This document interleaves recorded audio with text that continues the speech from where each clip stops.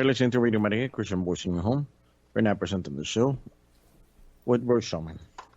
Hi, this is Roy Shulman, and welcome to Jesus, the Promised Messiah of Judaism, the show on Radio Maria that celebrates the Jewish roots of the Catholic Church, or seen the other way around, that celebrates the fulfillment, the full realization of the promise of Judaism in the Catholic Church and her sacraments. I spent last week's show speaking about I spent last week's show reading primarily from a French Catholic philosopher, convert actually, Jacques Maritain, writing about the Jewish question, about the roots of anti-Semitism, writing in fact in the late 1930s when what was happening in the Third Reich was becoming apparent with the rise of Nazism and the attempt to exterminate the Jews. And he wrote a very deep work investigating the roots of anti-Semitism and the roots of the desire to exterminate the Jews, a little booklet called A Christian Looks at the Jewish Question. I didn't get through his discussion of anti-Semitism last week, so I wanted to continue with it this week. But to set the backdrop for it and to talk a little bit about it before I actually begin continuing to read from A Christian Looks at the Jewish Question, I want to read from the passage from the Gospel according to St. John that was read at Mass today. When I heard it at Mass, I was struck very forcefully with how precisely, so to speak, it reflected the same fundamental dynamic that Jacques Maritain was reflecting. So let me start by reading that passage. Jesus said to his disciples, "If the world hates you, realize that it hated me first. If you belong to the world would love its own. But because you do not belong to the world, and I have chosen you out of the world hates you. Remember, no slave is greater than his master. If they persecuted me, they will also persecute you. If they kept my word, they will also keep yours, and they will do all these things to you on account of my name, because they do not know the one who sent me." Now, end of the passage. Now, this is interesting in the context of Maritain's discussion of anti-Semitism, because the point that Maritain makes, and we'll get back to his words in a moment, is that the spirit of the world is dead set against two alien spirits that are in the world, or alien bodies, so to speak, that are in the world that are antithetical to the spirit of the world. One of those alien bodies is the church, is Christianity, is the Catholic Church. Because the Catholic Church gives, let me back up a little bit. I'm flying by the seat of my pants. The devil would have won his game if he could convince the world that this world is all there is, and the meaning and purpose of life is what you experience between birth and death in this world, and nothing happens after you die. He will have establish his victory if he could convince the world of this for two reasons. One is God would not receive any worship and adoration and praise from man, because mankind would not believe in God. And secondly, there would be no absolute morality. There would be no rules for man's behavior. And in fact, the pleasures of this world, and even going so far as to say the vices of the flesh, the pleasures that are associated with sin, would essentially take the place of the meaning of life. They would become the meaning of life. They would be the purpose of life. The purpose of life would be to have as much pleasure as possible between birth and death. And one doesn't need much imagination to see how extensive the immoral behavior which resulted from that philosophy would be, both in terms of self-indulgence and sexual immorality and so forth, but also in terms of the exploitation of others and cruelty towards others and so forth.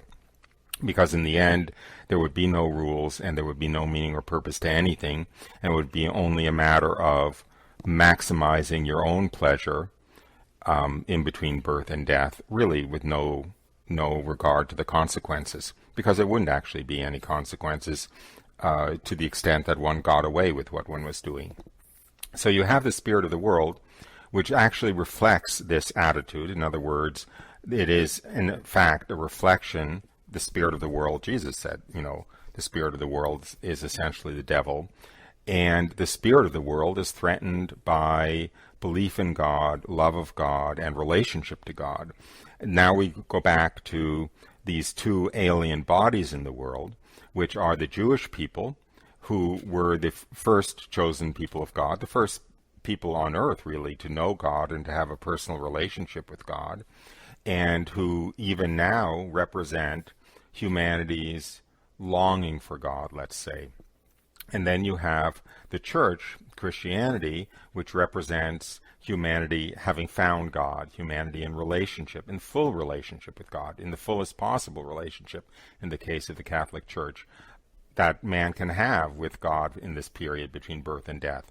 So you see that there are these two indigestible lumps in the world's population, so to speak, that if only the spirit of the world could eradicate them or digest them, he would really control all of mankind. And those two indigestible lumps are the Jewish people in Judaism, representing man's search for God, and Christianity and the Catholic Church, representing mankind's having found God. So with that, which flows, I think, quite directly from the reading from the Gospel according to John that I began with, let's turn back to Maritain's writing in A Christian Looks at the Jewish Question. The first few minutes will be a repetition of what I read last week, but then I will go on to the rest of the discussion, which goes on from there to content that I did not get to last week. So, reading from A Christian Looks at the Jewish Question. The diverse specific causes which the observer may assign to anti-Semitism, all the way from the feeling of hate for the foreigner natural to any social group, down to religious hatreds, and to the manifold inconveniences produced by some waves of immigration, mask an underlying spring of hatred deeper down. If the world hates the Jews, it is because the world clearly senses that they will always be outsiders in a supernatural sense. It is because the world detests their passion for the absolute and the unbearable stimulus which it inflicts. It is the vocation of Israel which the world hates. To be hated by the world is their glory, as it is also the glory of Christians who live by faith. But Christians know that the Messiah has already conquered the world. Thus, hatred of Jews and hatred of Christians spring from a common source, from the same recalcitrance of the world, which desires to be wounded neither with the wounds of Adam nor with the wounds of the Savior, neither by the goad of Israel for its movement in time, nor by the cross of Jesus for eternal life. We are good enough as we are, says the world. We have no need of grace or transfiguration. We ourselves will accomplish our own happiness in our own nature. This is neither Christian hope in a helping God, nor Jewish hope for a God to come on earth. It is the hope of animal life and its power, deep and in a sense made sacred, demonic, when it masters the human being who thinks himself deceived by the emissaries of the absolute. That's really, I can stop there. That's exactly said, of course, 1,000 times better than I could say it. What I was trying to convey, that the hatred of Jews and the hatred of Christians spring from a common source, which is the spirit of the world that wants to say,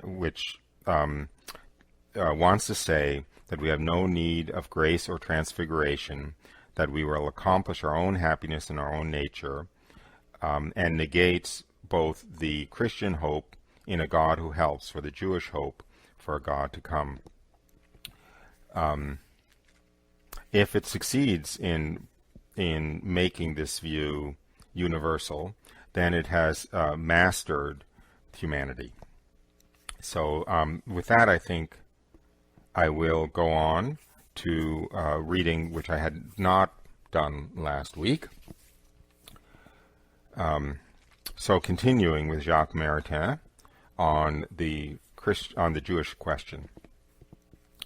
If we now turn more particularly toward the Christians, it appears that being themselves grafted onto the olive tree of Israel, we must look on the men involved in the Jewish tragedy with a brotherly eye, and, as the Apostle Paul teaches them, not without trembling for themselves.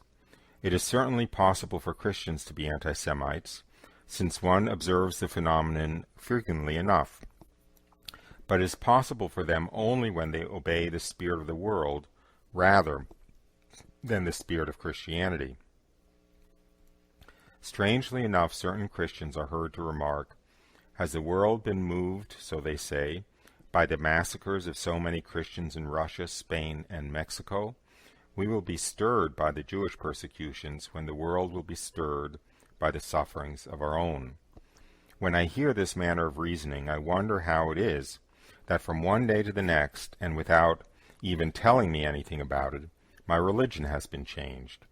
Does the gospel teach that if a brother has sinned against me, by omission or otherwise, it is justifiable to sin against him in the same fashion? Jesus said, "These things you ought to have done, and not to leave those undone." Now it seems it is said, "Because these things have been left undone, you ought not to do those." Because certain people have been lacking in justice and in love, others must now be similarly deficient. So what Maritain is pointing out here, and it's a little bit painful for me to point this out, is that at the time that he was writing, that is 1939, the world was very much up in arms at the persecutions that were going on against the Jewish people. And of course, the Jews very much wanted the Christian world to react very strongly against the persecutions that were going on in the Third Reich in Nazi Germany. And Maritain is pointing out that some Christians responded by saying, but hey, they didn't complain when Christians were being persecuted, so why should we now complain when they are being persecuted? And to this, Maritain points out that even if that's true, it's hardly a reflection of Christianity and the teaching of Jesus, because Jesus hardly taught that if a brother has sinned against me, it is justifiable to sin against him in the same fashion, which is essentially what they're doing if they're saying the Jews were silent when the Christians were being persecuted, so now it's okay for us to be silent when the Jews are being persecuted.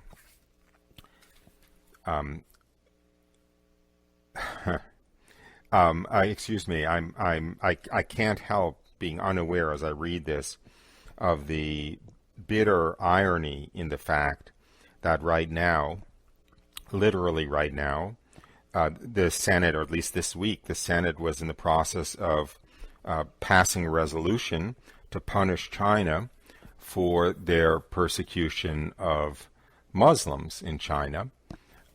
There's nothing wrong with the Senate condemning China or even punishing China for their persecution of Muslims, but it's a little bit bitter to be aware that there was never any mention in the Senate about the China's persecution of Christians, which has gone on for decades, and almost the complete suppression of Christianity in China, at least to the extent that the Chinese were able to, and the total persecution of home churches, of informal churches of Chinese believers in Jesus, and the tremendous persecution of the Catholic Church, forcing it underground and replacing it with a government-sponsored, government-appointed pseudo-Catholic hierarchy of communist government functionaries, when the expressed desire of the communist government in China is to eradicate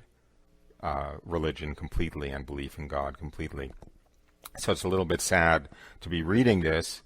It was very sad, of course, when the central hatred of the spirit of the world against religion was oriented towards the Jews in 1939. I think there's still a tremendous hatred of the spirit of the world against Jews, which is reflected especially in what's going on in the Middle East and in the basically Islamic anti-Semitism. But there is also much, much greater than there was in 1939, an expression of the hatred of the world against Christianity and Christians. And that persecution is pretty much falling on deaf ears, as evidenced by the response of the Senate to the persecution of Muslims in China, but not to the persecution of Christians in China. However, back to Maritain. It is not exact to say that the world remained indifferent to the suffering of Christians in Russia, Spain, and Mexico. It is, however, exact that many who today are full of indignation because of racism remain quite cold regarding the discriminatory laws enacted by certain governments against religious orders and regarding the anti-Christian persecutions which have raged or are raging in so many countries. I object to such unjust indifference and such one-eyed pity, but I do not want to lay myself open to the same objection. Let me interject once again. What Maritain is referring to, and I'm not sure that we are as aware of it as we should be now in the 21st century, but there was a period beginning really with the French Revolution in the late 18th century, and again emerging with great force at the tail end of the 19th century and the first decade and a half of the 20th century, the suppression of religious orders in Catholic and Christian countries. All religious orders, all Catholic orders, of course, were totally suppressed in Great Britain, and they were only allowed to reestablish around the turn of the 20th century, and they were completely suppressed in France. And every religious community had to either be laicized or leave the country. And it's interesting that this direct attack and forbidding of religion, so to speak, was focused on religious communities, because what's the main problem with religious communities is that they are an undeniable witness to the existence of God and to the fact that God and life after this life is what this life is really all about. You can't see, a nun in a habit or a religious brother who has given up marriage and family and any physical intimacy during life in order to serve the kingdom of heaven without realizing that at least these people think that the kingdom of heaven is far more important than the kingdom of earth and than life on earth. And so whenever you see these religious, it's got to sort of prick one's conscience to wonder if maybe they're right and the spirit of the world is wrong. So I think it's not a coincidence, so to speak, that these secular governments, in their attempt to eradicate belief in God, would focus on the most visible evidence of people really, really, really believing in God, to the point that they were kind of ignoring the pleasures of life on earth, which was, of course, religious, whether men or women religious. Because if you stop to think about it, what are the vows of religious life? Poverty, chastity, and obedience. Boy, that strikes at the heart of the self-satisfaction in this life, right? The self-satisfaction which comes from the possession of goods, from physical pleasures, and from the ability to exercise one's own will at will. And these are exactly the three things which are given up with the vows of poverty, chastity, and obedience.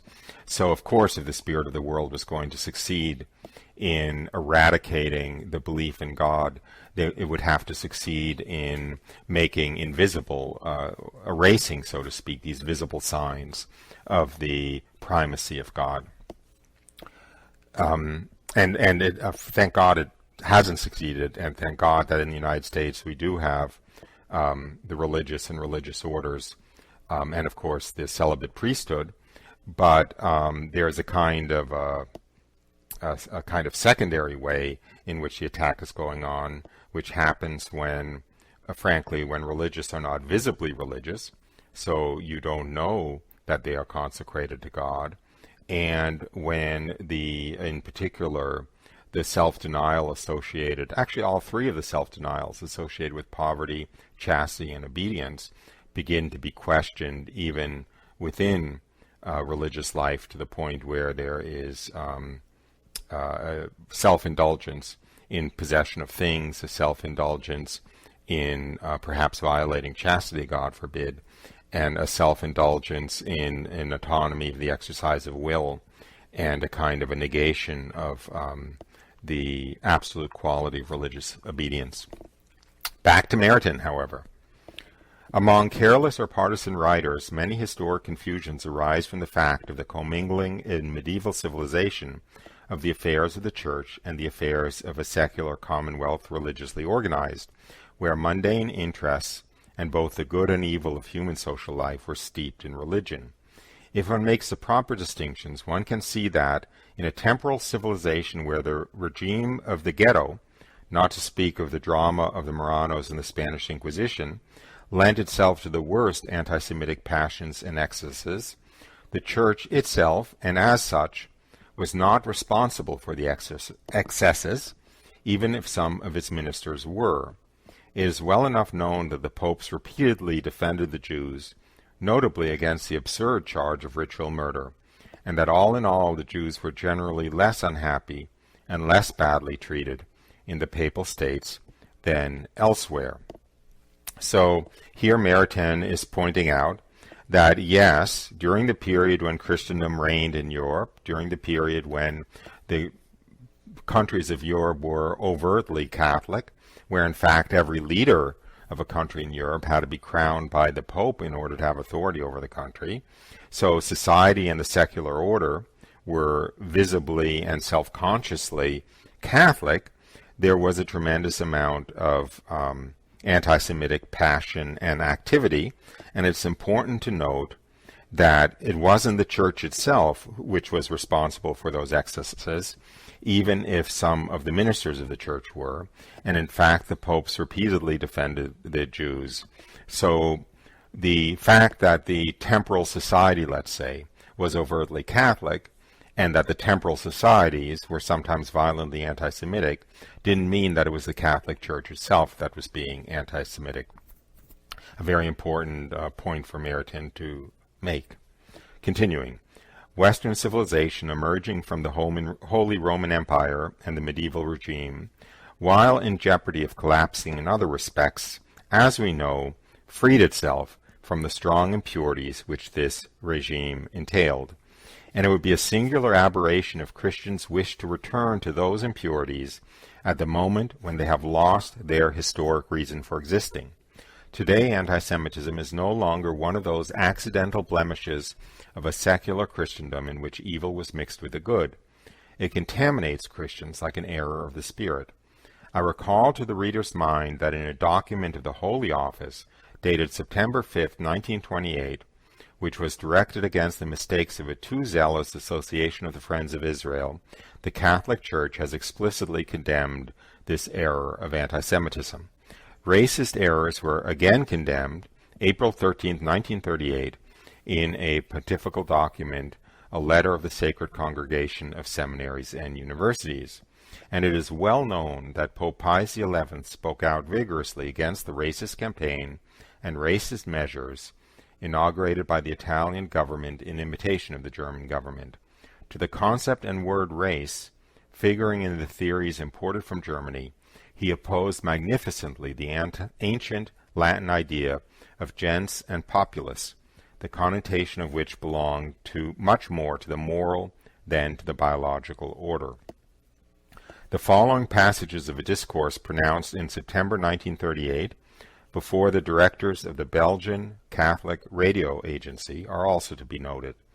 Commenting upon the words of the canon of the Mass, Sacrificium Patriarchae Nostri Abrahae, the sacrifice of our father Abraham, the Pope said, quote, "Note that Abraham is called our patriarch, our ancestor.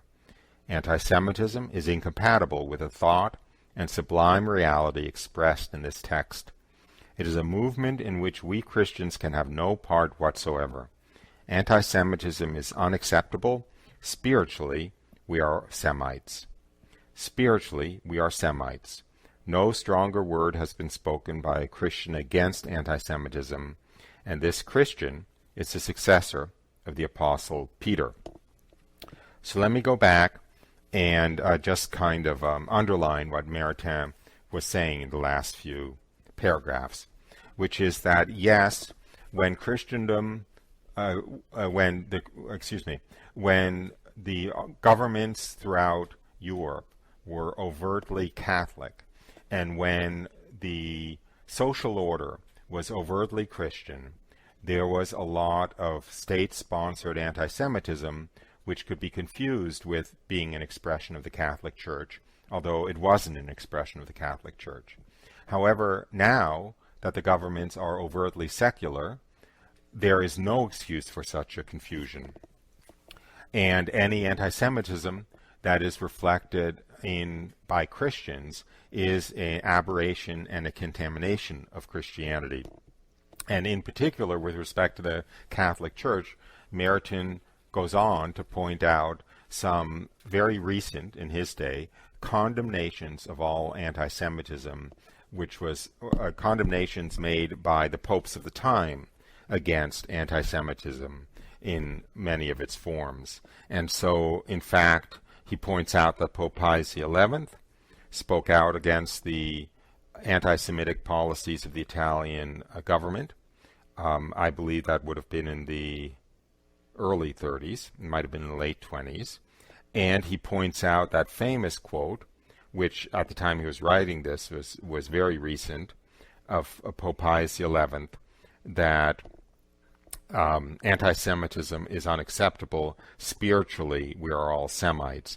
That Pope Pius XI points out that in the canon of the Mass itself, every time the Catholic Church celebrates the Mass, it refers to Abraham as our patriarch, our ancestor.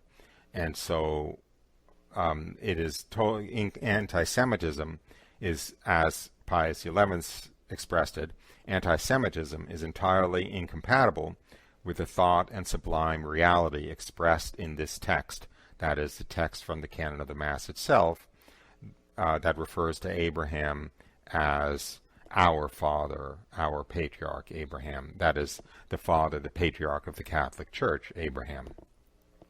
Again, as back to Maritain, spiritually we are Semites. No stronger word has been spoken by a Christian against anti-Semitism. And this Christian is the successor of the Apostle Peter. That was Pope Pius XI. Back to the text. By the way, let me interrupt myself for a moment and say that usually this is a live call-in program. There has been some difficulty with the telephone system at the studio today, so we will not be receiving calls, very unfortunately. I'm very sorry about that. I hope that this difficulty is very short-lived, and by the time we do our next program, we'll be in a position to receive calls again. So anyway, but back to, I will interrupt, I guess, to say you are listening to Jesus, the Promised Messiah of Judaism on Radio Maria with your host, Roy Schoeman, who is me. And if you tuned in recently, I have been reading from and discussing from a book by a Catholic philosopher, Jacques Maritain, who wrote this book in 1939, A Christian Looks at the Jewish Question. And it is a deeply philosophical and slightly theological exploration of the phenomenon of anti-Semitism and the relationship of the church and anti-Semitism and the relationship between the spirit of the world, the Jewish people, the church, and anti-Semitism. Continuing with the text. As for its moral characterization from the Catholic viewpoint, anti-Semitism, if it spreads among those calling themselves disciples of Jesus Christ, seems to be a pathological phenomenon which indicates a deterioration of Christian conscience when it becomes incapable of accepting its own historic responsibilities and of remaining existentially faithful to the high requirements of Christian truth. Then, instead of recognizing the trials and shocks of history as the visitations of God, and instead of assuming those burdens of justice and charity demanded by that fact, it turns aside to substitute phantoms relating to an entire race phantoms which derive a certain consistency from various real or fancied pretexts, and in giving free rein to feelings of hate which it believes justified by religion, it seeks for itself a sort of alibi. It is no little matter, however, for a Christian to hate or despise or to wish to treat degradingly the race from which sprung his God and the Immaculate Mother of his God. That is why the bitter zeal of anti-Semitism always turns in the end into a bitter zeal against Christianity itself. Imagine, wrote Leon Blois, that people about you were to speak continually of your father and your mother with the greatest contempt, and to have for them only insults or outrageous sarcasm. What would be your sentiments? Well, that is exactly what is happening to our Lord Jesus Christ. We forget, or rather we do not wish to know, that as a man our Lord was a Jew, the epitome par excellence of the Jewish nature, the Lion of Judah, that his mother was a Jewess, the flower of the Jewish race, that the apostles were all Jews, along with all the prophets, and finally, that our entire liturgy is based on Jewish books. How then express the enormity of the outrage and blasphemy involved in vilifying the Jewish race? I'm going to repeat those last two paragraphs. I will be in a moment or two going to the musical break that we usually take about halfway through the program. I know I'm a few minutes late now, but we will be going to that musical break in about 2 minutes after I reread those last two paragraphs, because I think they summarize this all very beautifully. It is no little matter for a Christian to hate or despise or to wish to treat degradingly the race from which sprung his God and the Immaculate Mother of his God. That is why the bitter zeal of anti-Semitism always turns in the end into a bitter zeal against Christianity itself. Imagine that people about you were to speak continually of your father and your mother with the greatest contempt, and to have for them only insults or outrageous sarcasm. What would be your sentiments? Well, that is exactly what is happening to our Lord Jesus Christ. We forget, or rather we do not wish to know, that as a man, our Lord was a Jew, the epitome par excellence of the Jewish nature, the Lion of Judah, that his mother was a Jewess, the flower of the Jewish race, that the apostles were Jews, along with all the prophets, and finally, that our whole liturgy is based on Jewish books. How then can one express the enormity of the outrage and the blasphemy involved in vilifying the Jewish race?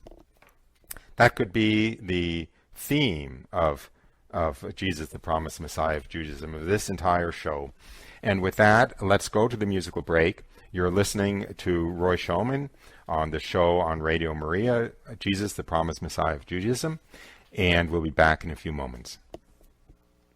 Hi, welcome back.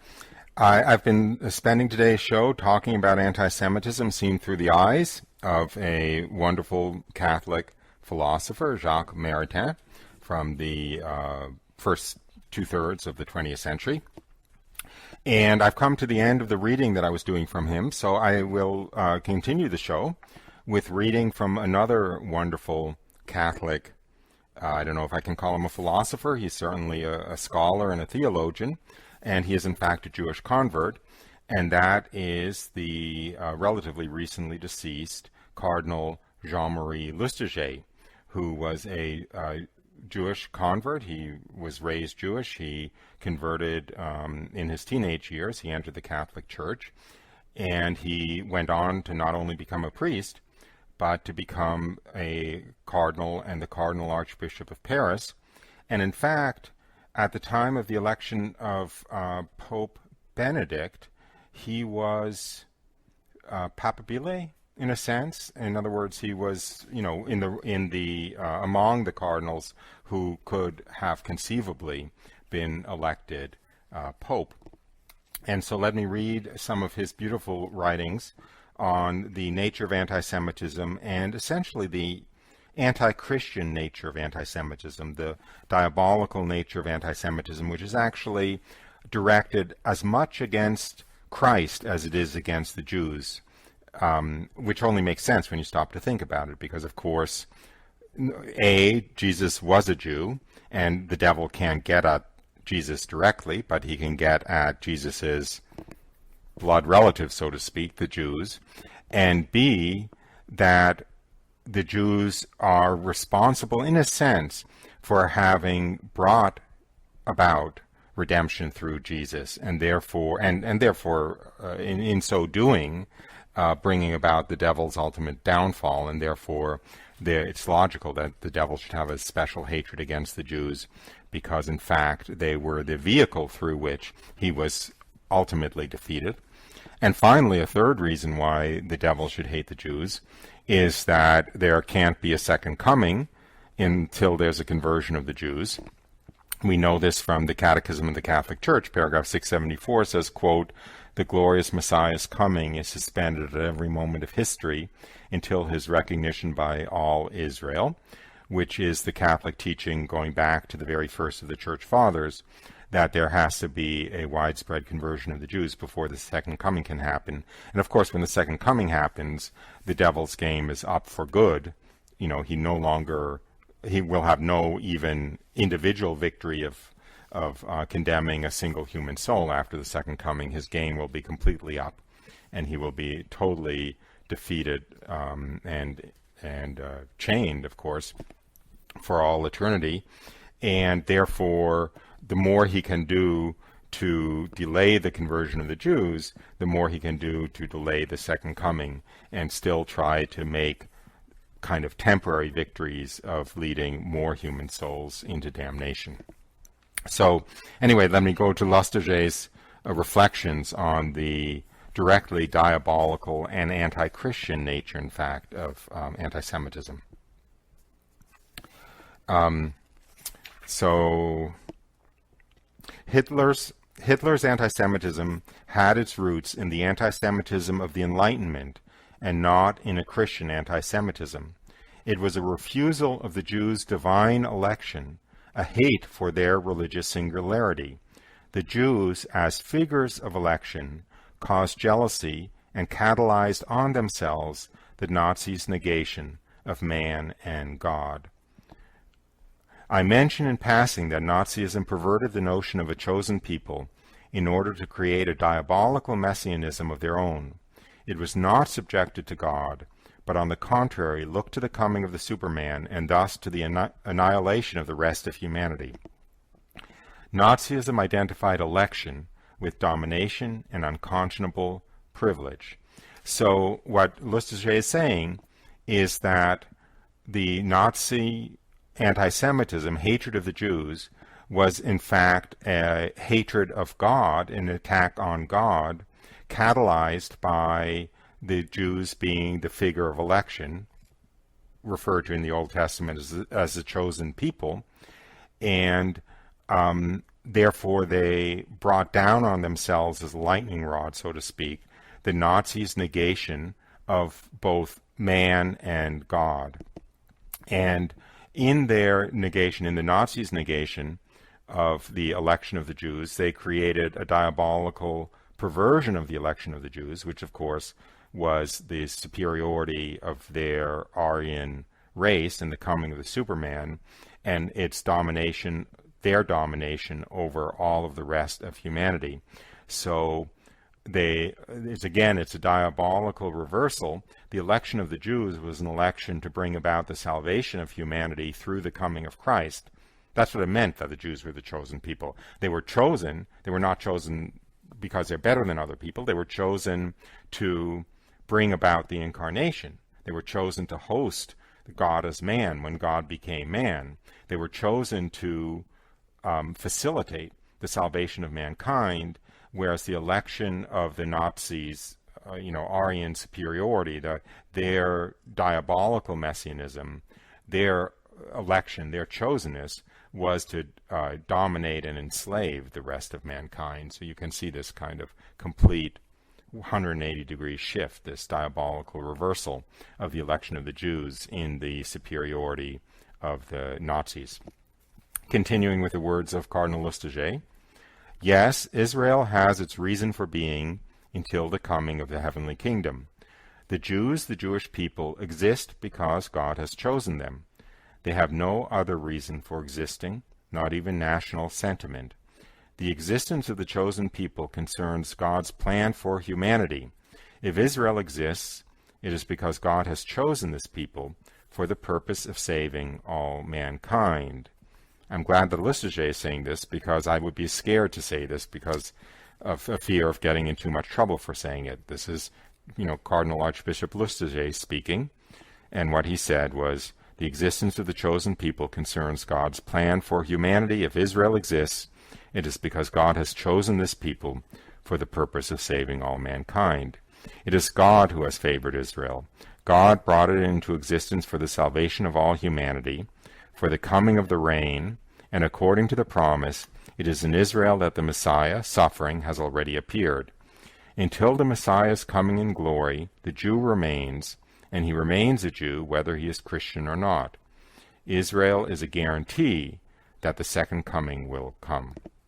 Now, let me just clarify that when Lustiger is using the word Israel, of course, he is not referring to the nation-state of Israel. He is referring to the corporate body of the Jewish people as Israel. Continuing with the words of Lustiger, the Pope, this would be Pope John Paul II when Lustiger says the Pope. Pope John Paul II asked Christians to discover the Jewish people by looking at them not just in the Bible, but also in the history of the last 2,000 years, to understand the reason for all people, why the Jewish people were chosen. Mistaking or renouncing this election would deprive of all its meaning the history of salvation, which is the basis of the Christian faith, the foundation of the Christian faith, and perhaps all human history as well. For Christians, how enriching it will be to accept the election of Israel as a fundamental datum of human history, and consequently to consider their own vocation in this light. Let me interrupt again. My first book, Salvation is from the Jews, the subtitle was The Role of Judaism in Salvation History from Abraham to the Second Coming. I think Lustiger is underlining this, that the election of the Jewish people, the chosenness of the Jewish people, is at the foundation of all of salvation history, and in fact, therefore, of human history in itself. If one mistakes or renounces the concept of the election of the Jewish people, one deprives of all its meaning the history of salvation, which is the foundation of the Christian faith, and even all of human history as well. That is a very strong statement. It is, of course, the reason why I wrote Salvation is from the Jews. And it's worth me, I'm going to reread that paragraph. Pope John Paul II asked Christians to discover the Jewish people by looking at them, not only in the Bible, but also in the history of the last 2,000 years, to understand the reason for all people, why the Jewish people were chosen. Mistaking or renouncing this election would deprive of all its meaning the history of salvation, which is the foundation of the Christian faith, and perhaps even all of human history as well. For Christians, how enriching it will be to accept the election of Israel as a fundamental datum of human history, and consequently to consider their own vocation in this light. Continuing, now I am continuing with the words of John Paul II on his address when he visited the Synagogue of Rome in 1986, which was the first time in over 1900 years that a pope visited the Synagogue of Rome. The last previous pope who visited the Synagogue of Rome was the very first pope, St. Peter. The second pope to visit the Synagogue of Rome was Pope John Paul II, and St. Pope John Paul II. And when he did, he said the following: "The Church of Christ discovers her bond with Judaism by searching into her own mystery.